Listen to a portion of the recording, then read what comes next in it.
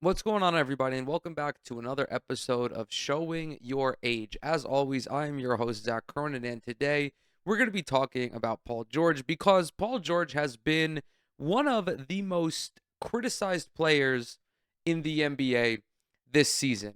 I'm not going to say that it's unwarranted or that it's unjustified because, relative to previous seasons throughout his career, Paul George is playing some of the worst basketball since he joined the NBA. As it stands right now at the time of this recording, in 40 games with the Philadelphia 76ers, Paul George is averaging 16 and a half points, 5.3 rebounds, and 4.3 assists while shooting about 43% from the field. The scoring average is his lowest since 2011, since the 2011-2012 season. His shooting percentage is below his career average as well, albeit only slightly. Paul George has never been like a hyper efficient scorer, at least overall. And the reason why Paul George is getting so much heat, not because, of his play, but because of the price tag that is attached to him. He signed a 4 year, $212 million contract with the Philadelphia 76ers. On average, his yearly salary is at $53 million. This year, it's at 49, but it will only continue to rise throughout the duration of his contract. This production for someone with that price tag is unjustifiable. You don't pay all of this money for a guy to average fewer points than like Colin Sexton, or for someone, or just for someone to perform at this level. The idea, obviously, behind bringing in Paul George was that he was going to reform Philadelphia's Big Three and they were going to contend for a title this season. I myself was I was rather optimistic about Philadelphia this season. I truly thought that they were going to be one of the better teams in the Eastern Conference, and that has simply not materialized. At the time of this recording, they are 21 and 39, sitting at 12th in the Eastern Conference. There are a multitude of reasons for this. They are just not really a good team on either side of the ball, and a large reason for why they've been so shitty is Joel Embiid. Now, I'm not going to turn this into a hate fest because this is, or at least a hate fest on Joel Embiid. This is about Paul George, but there are multiple reasons for why the Sixers have been so ass. But even then, my assumption of this situation was you bring in Paul George to help Tyrese Maxey keep this team at 500 or maybe a little bit above, and at least get them to the playoffs when Joel Embiid is supposed to be healthy. And clearly, this is not working. And it's not working because Paul George is playing some of the worst basketball of his career. But I think it's important to note that he is 34 years old. He's going to turn 35 in May. This is what most basketball players at his age look like. There is supposed to be a regression. There is supposed to be a drop off in production at this age because you're old, man. As far as athletes are concerned, Paul George is geriatric. And even by those standards, these numbers are pretty decent. Again, I don't think his age is the reason why he's getting criticized. It's the fact that he's earning $53 million a year on average with this production. In a vacuum, if you told me that any 34-year-old basketball player was going to put up numbers like this, I would take that in a heartbeat, especially if I was a team like Philadelphia who has Joel Embiid and who has Tyrese Maxey. It gets to a point for a lot of elder basketball players where you just can't get the same elevation on your jump shot. Your first step is not as quick as it once was. It's harder for you to finish at the rim when you're greeted by these younger, more athletic players. You hear retired NBA players talk about this all the time.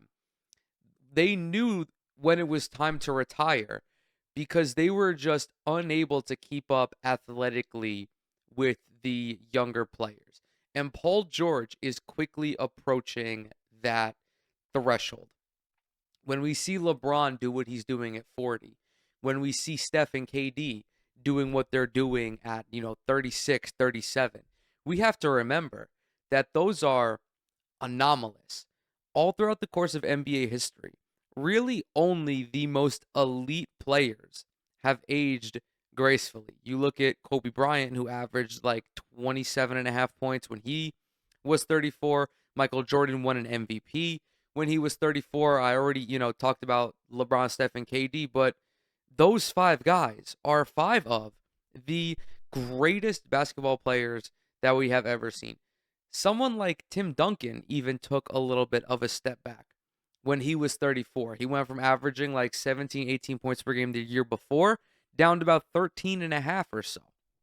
It's a natural regression for players around this age. It's just remarkably hard to retain that same skill set that you had when you were younger. Now, Paul George is still a guy who can pop off every now and then. I'm looking at his recent games on Basketball Reference. He had 17 against the Warriors, 25 against the Knicks, 19 against Chicago.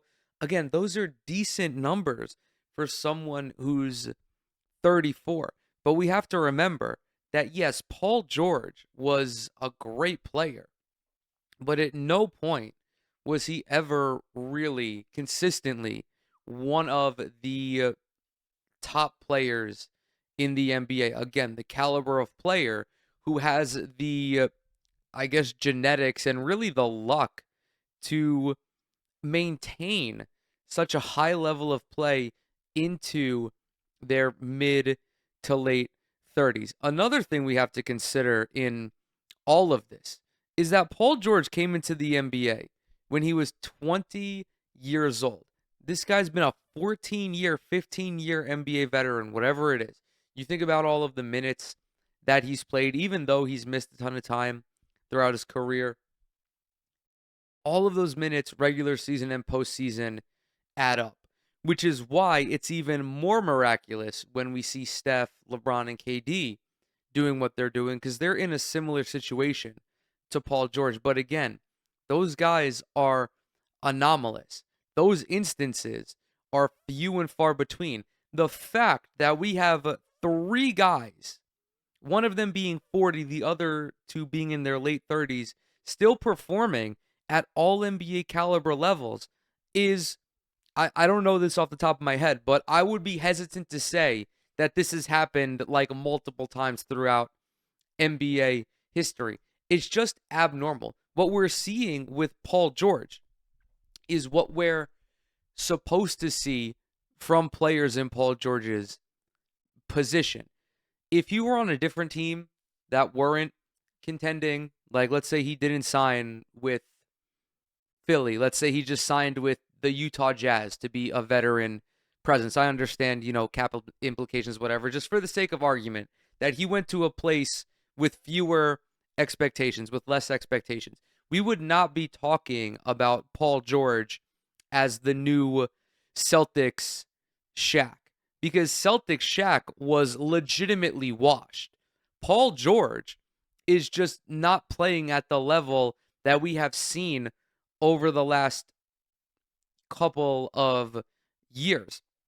And being in Philadelphia, being on a team that was supposed to contend for an NBA title, being on a team that was supposed to be one of the elites in the Western Conference, not only is he failing to reach expectations, but they are as well. The only Sixer that I've seen who's been absolved of criticism is Tyrese Maxey, and for legitimate reasons. The future of this franchise, he's just a young guy who's going out and performing. I think he's averaging like 26 points a game, there's really not much more that he can do. He's merely a victim of circumstance at this point.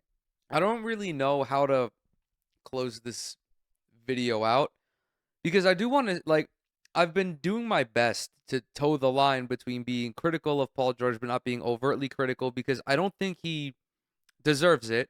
But I do think that we need to have conversations about players when they are underperforming expectations. But I do believe that it's only fair to criticize them if you mention the context in which they are playing. Again, we can talk about Paul George being mid, but you can't mention that without one of the major reasons as to why he's been mid compared to other seasons, and that being his age. As far as this goes for the 76ers, I've been speculating and I've been talking with my friends or whatever. The Sixers, I think, should realistically consider moving on from Joel Embiid and from Paul George and putting everything into Tyrese Maxey's hands. Maybe they don't do it this year, but next year, if things still continue to play out like this, it may just be worth it to cut your losses, because it hasn't worked thus far.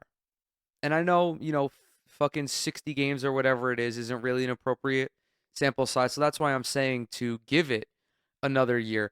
But combined with Paul George not living up to his price tag, along with Joel Embiid's injuries just now being out of control, it's not worth the stress of continuing to pound your head against the wall and just hoping that things will get better. Of course, this is obviously easier said than done.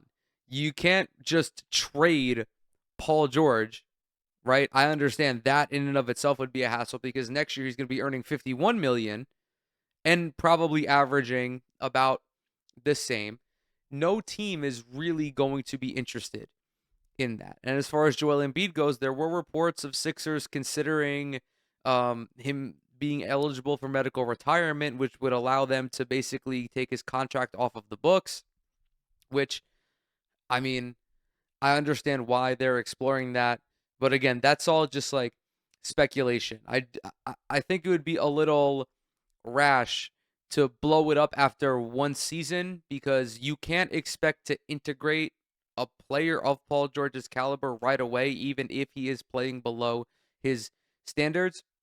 But I think that after that second season, if they haven't figured it out, it'll be time to move on. And it's also like, hey, I don't know, this could very well be Paul George's moment where he goes on his podcast and is like, yeah, the moment that I knew that I was done was when I was in practice trying to guard Tyrese Maxey and I just could not stay in front of him.